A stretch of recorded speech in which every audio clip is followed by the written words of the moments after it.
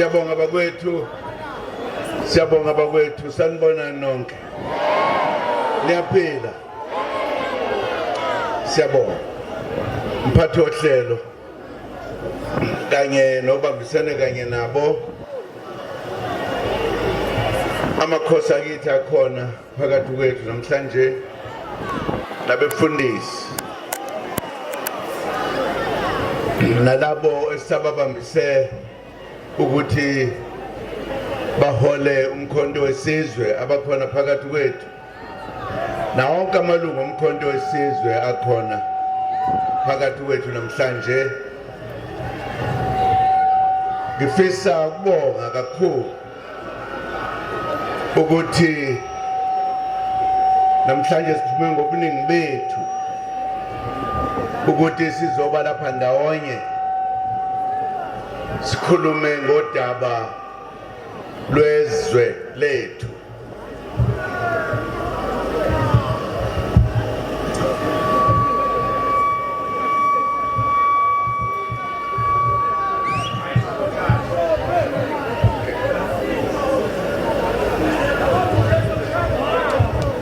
Anzenzele mina mfana kithi.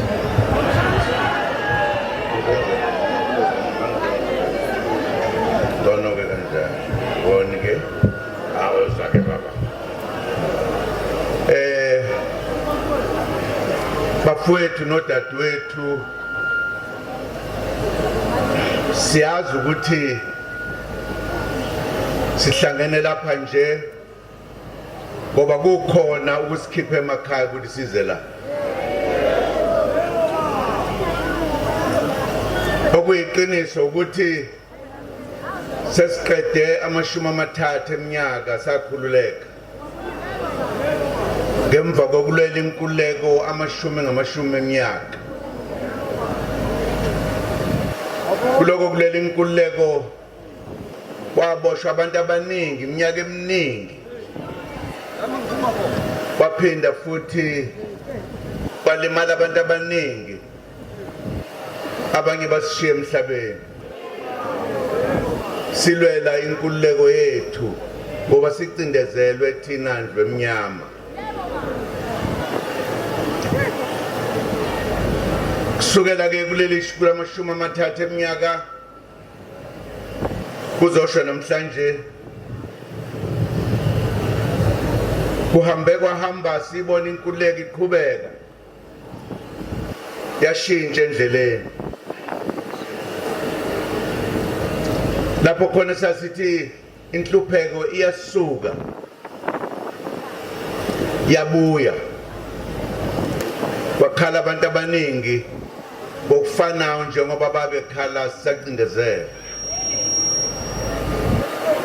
Okubuhlungu kakhulu ukuthi izwe ngalesikhathi alisaphethwe abacindezeli, seliphethwe abafowethu nodadewethu esasilwa nabo.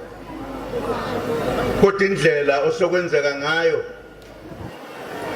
yangabe sasijabulisa, sangabe futhi sajabula ngombutho wethu obusihola, labo ababekade bevotela i-ANC basitshena emehlweni ukuthi ngeke besazivotela. Babeka nezizathu ukuthi iziphi ezibangela lokho na. Kodwa thina saziba sangafuni ukuyikhuluma le ndaba. Noma besitshena ukuthi kukhona abasembusweni abangabaholi bethu abangakwenzi kahle, sangabe sakhuluma ngabo. Kwathi noma benza amaphutha abanye abaholi babavikele engathi abenzanga lutho, bonile.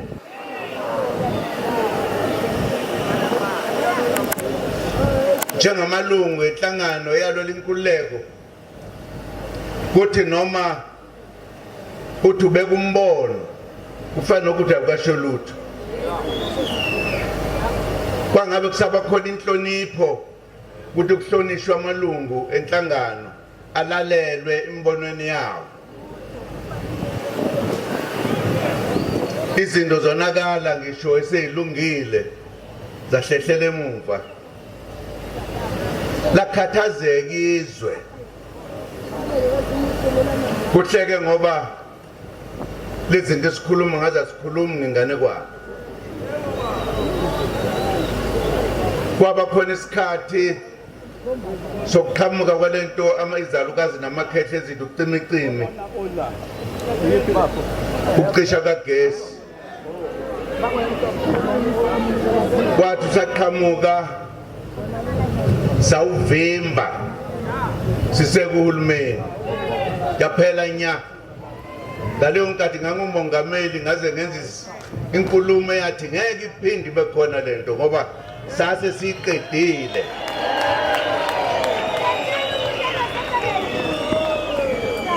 kodwa bahola balandelile bayivulela ngamandla yaletha inhlupheko ongazange uyibone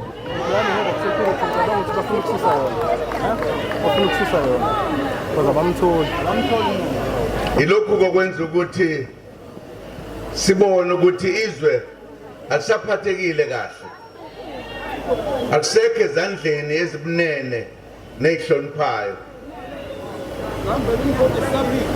noma sikhuluma singabahlali singabe sisanakwa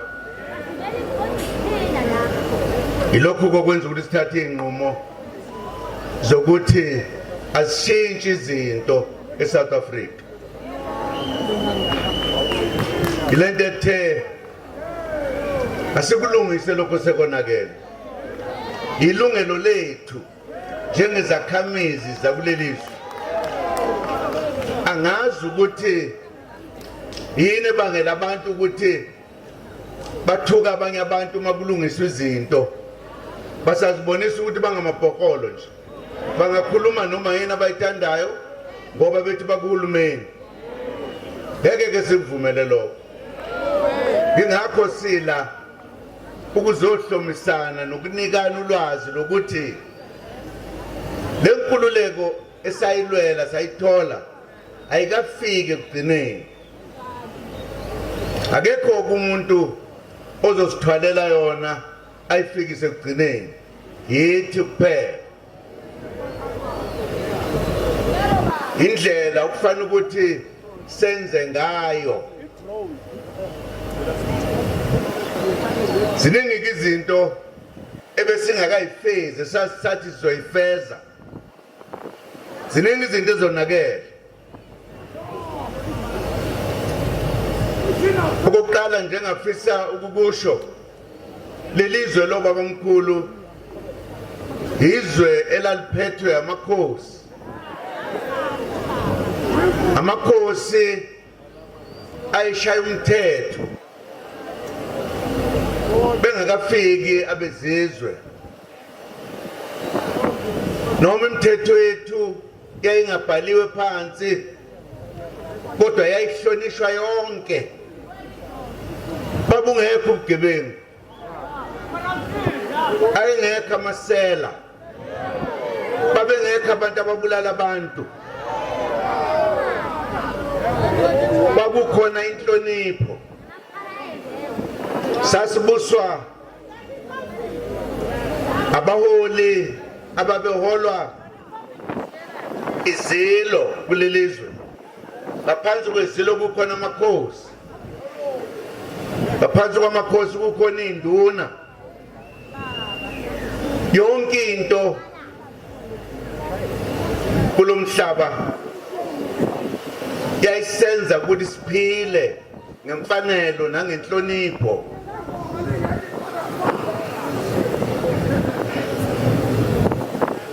base kungena umbuso wabacindezeli baphatha lelizwe iminyaka eminingi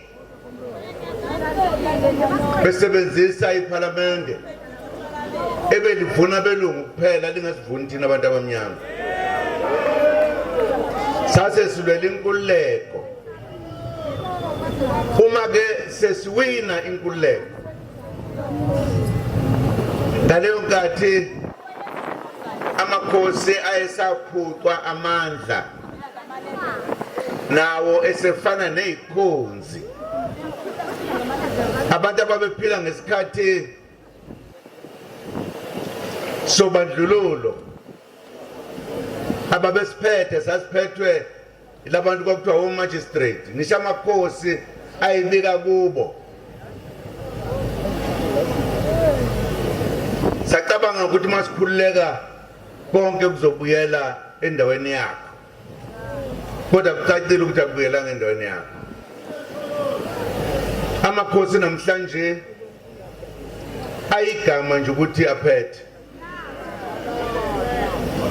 ayigama nje ukuthi aphethe. Ngamanye amazwi futhi nathi njengoba sithi siliphethe izwe kufana nokuthi igama nje, ngoba sikwazi ukuhlupheka sithi siphethe izwe. Mhlawumbe abanye abantu bazothi sikhuluma nje ngoba sithanda ukukhuluma nje. Mina ke ngihlangabezane nakho ngqo amajaji kulelizwe aphethe umthetho sisekelo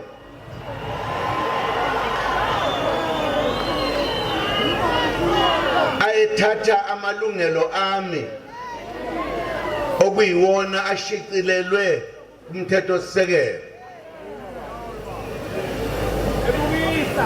bethi angize enkantolo ngoba bezwana nabaphethe izwe bethunywa yibo.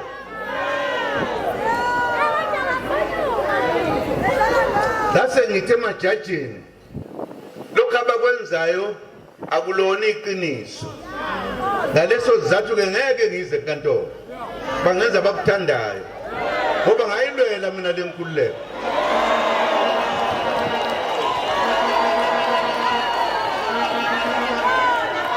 Amajaji esikhundleni sokuba alungise akonileyo asho kuzwa wonke umuntu ukuthi uZuma siyomphuca leli lungelo lakhe, simfake ejele ngoba ukhulume ngolaka emajajini. Bazinika umthetho ongekho kuwona, beyamajaji hayi nje asenkantolo ephakeme kodwa engamajaji omthetho sisekelo. Kwathula kwathi du, kwangaba bikho umuntu othi majaji msana ukwenza okubi. Uhulumeni wethu wajabula, ikakhulukazi lo hulumeni.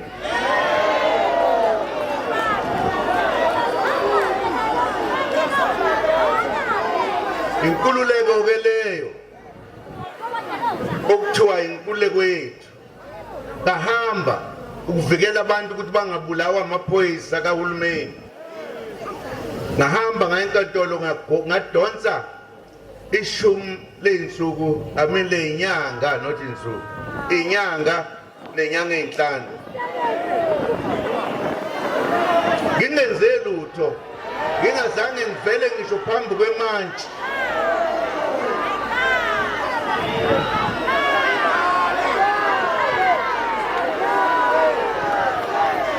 Lokho kwabonisa ukuthi lelizwe akuselona leli sasilwela.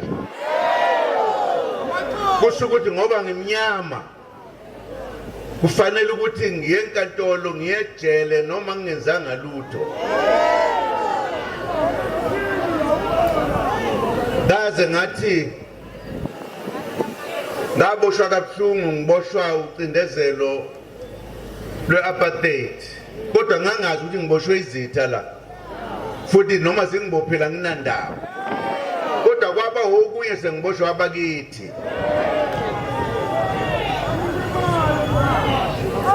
Inkinga esinayo, mhlawumbe abanye abantu bacabanga ukuthi uma senza lokho esikwenzayo senziwa ngoba mhlawumbe sibazonda, sizondi umuntu, asikaze sizondi umuntu. Bayehluleka ukuphatha izwe, bayehluleka ukuphatha izwe. Indle emnyama isahlupheka namanje. Ingane azikwazi ukuya ezikoleni, kodwa uhulumeni unayo imali yokuthi afundise ingane.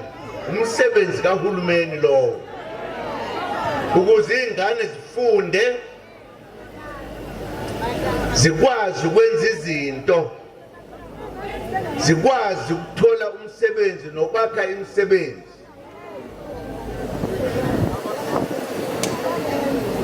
Hayi ukuthi leyo nto ulindele ukuthi umuzi ohluphekayo uzozikhuphula kanjani.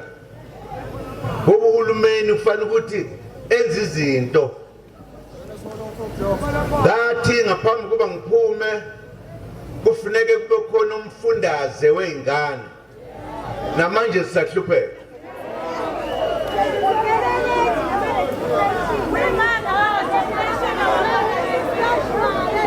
Indlu emnyama isahlupheka. Sisahlala emzini le okuthiwa imkhukho. Kodwa singabanikazi bezwe. Abafika bahlala endlini eyicwebezelayo. Angaze ngizwe ngisho eParliament kuxoxwa ngosizi lokuhlupheka komuntu omnyama. Kodwa kuyaxoxwa lapha eParliament. Igama lakhona ngilaziyo nje engingilizwe ngoba ngifundanga. Bekhuluma ngalo, "Point of order. Point of order." Sekwenze njani? Ngoba silindele ukuzwa ukuthi intuthuko iyafika emakhaya ethu na. Ngeke kufike i-point of order.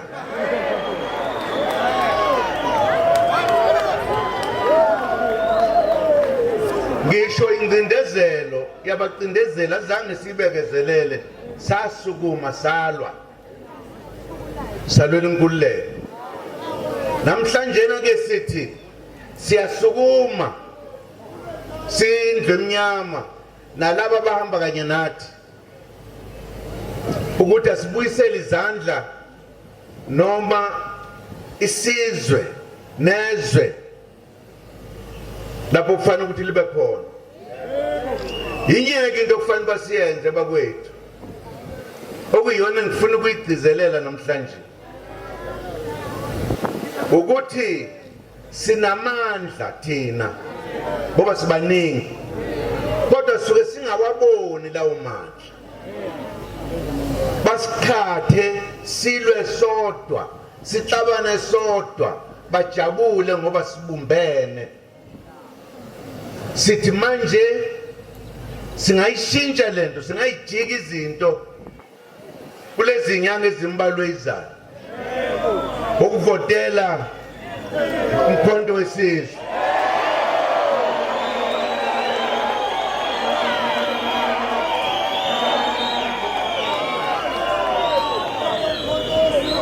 Akufanele sihluleke kulesikhathi. Sesehluleke mhlambe kwakuningi. Akufanele uthi uma umuntu omnyama njengami nje uthi ngeke ngiyovota ngoba lento iyabheda. Ubani oyilungisa masingavoti thina? Uma ke kade sihlushwa ukuthi amaqembu maningi asiwayekeni ke lawa manje sivotela umkhonto kuphela yolunga konke.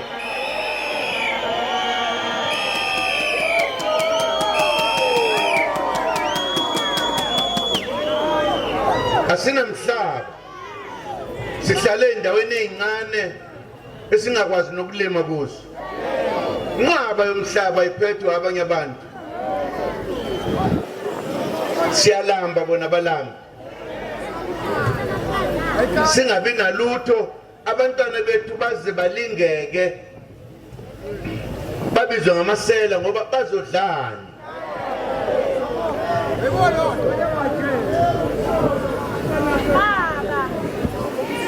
Uyabona ke noma isiphi isizwe kuhambe sifike lapha khona sithi kwanele manje. Ake sisho njalo ke kulonyaka sithi kwanele manje sizovotela bakithi esibaziyo esibathembayo. Laba kanjalo batholakala kumkhonto wesizwe. Umkhonto wesizwe iwona ongasilethela inkululeko. Asivikeleke manje. ukuvotela wona.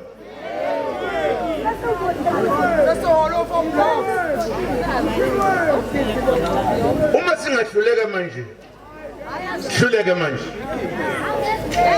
Kufanele basazi ukuthi sifana nabantu abangekho la emhlabeni. Singabalalela abanye abantu abakhuluma into eziningi ezingezwakali. Ivoti lethu lizosikhipha ekuhluphekeni. Njengoba sila sikhulume namakhosi, amakhosi aphucwa ilungelo lokubusa, sithe awavuke ame ngeenyawo alwele ilungelo lawo. Amakhosi okuzalwa awavotelwa, awokuzalwa. Kufuneka inkosi nenkosi ikhulume nesizwe sayo ukuthi sonke leso sizwe asivotele MK.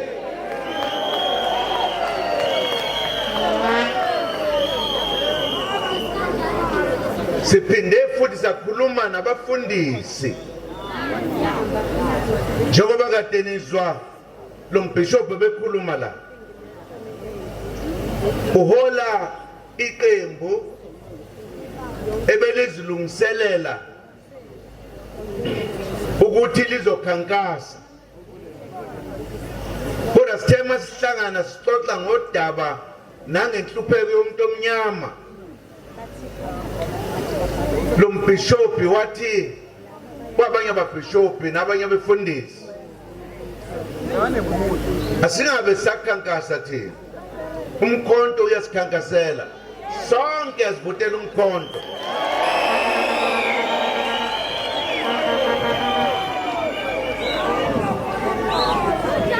Ngamanye amagama abefundisi abaziyo ukuthi abantu ababathandazelayo nababashumayelayo nababashumayelayo yibo laba abahluphekile. Kufanele ukuthi bahambisane nathi ukuze usizi lomuntu omnyama emasontweni luphele. Baningi sekukhona amanye amaqembu asethe ngeke sakhankasa, azohamba nomkhonto. Amaqembu lawo alwaziyo usizi lomuntu omnyama. Singahlulwa yini ke thina? Akungabi khona noyedwa umuntu ozothi awunkosi yami ngangabhalisana. Lo muntu kosho ukuthi kuyimbuka la kuthina wembukile. Akekho nathi. Ngoba sifuna wonke umuntu avotele iMK. Angifuni ukukhuluma ngabanye abantu lezinye inhlangano ngoba akona umsebenzi wami lo.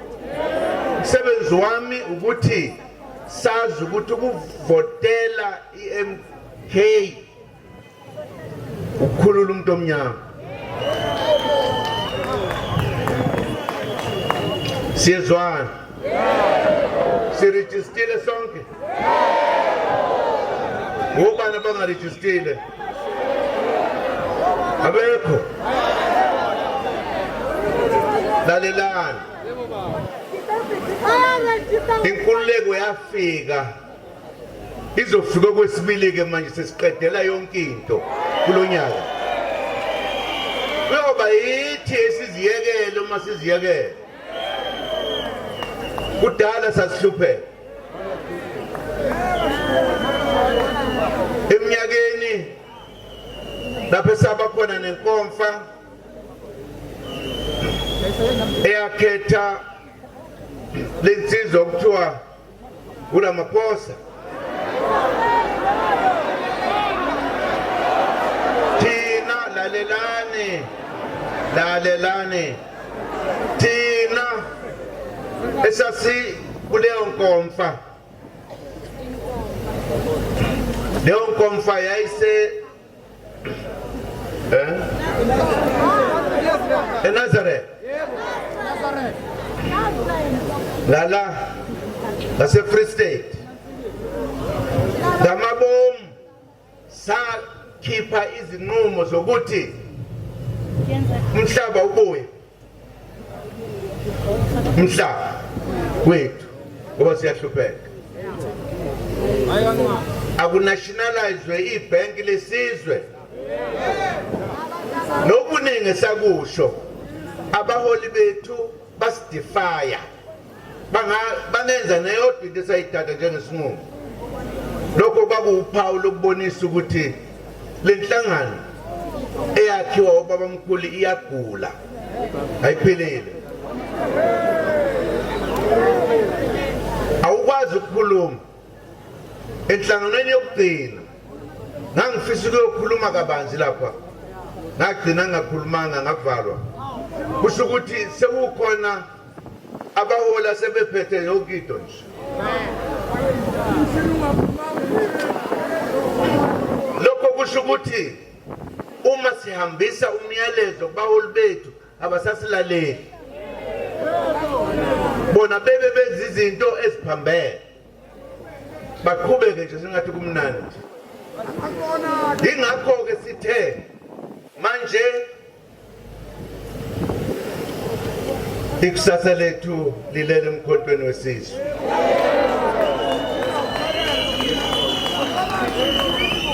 sifuna kubuye isithunzi somuntu omnyama nokuhlonishwa komuntu omnyama sifuna iphele inhlupheko sifuna ukushintsha izinto lapho kwakhe khona thina njengalapha nje la sikhona namhlanje yini singakha amafemu la abantu baphuma ekhaya bazosebenza la babuye balala emakhaya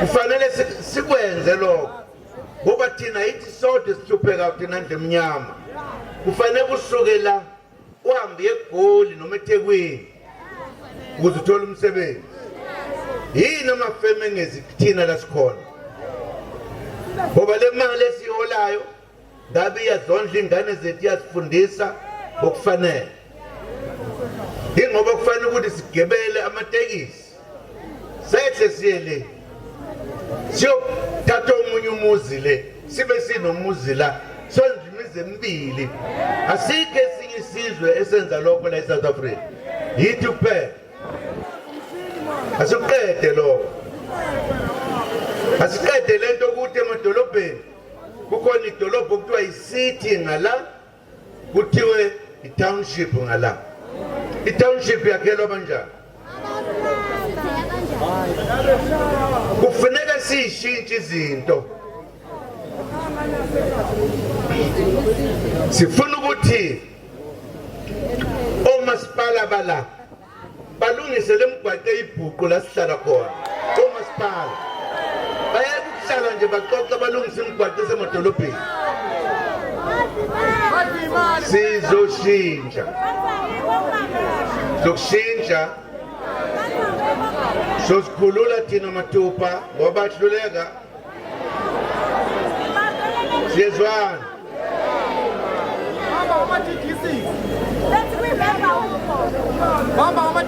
uma kukhulunywa ngezigebengu abantu okuthiwa bayantshontsha beza bonke ingane zethu lezi azikho ingane zezinye izizwe ezenza njalo ngoba siyalanjiswa ngamabomu kodwa sikulelizwe zonke insuku umnotho walapho uyahamba uyaphesheya siwazi uya esikhundleni sokuba wondle thina la uma sesikhululekile uma sike zawina nje ngizobona ngosiko sizokwakha la amafemu akwazi ukulungisa igolide nedayimane la eSouth Africa azizukuhamba ziye phesheya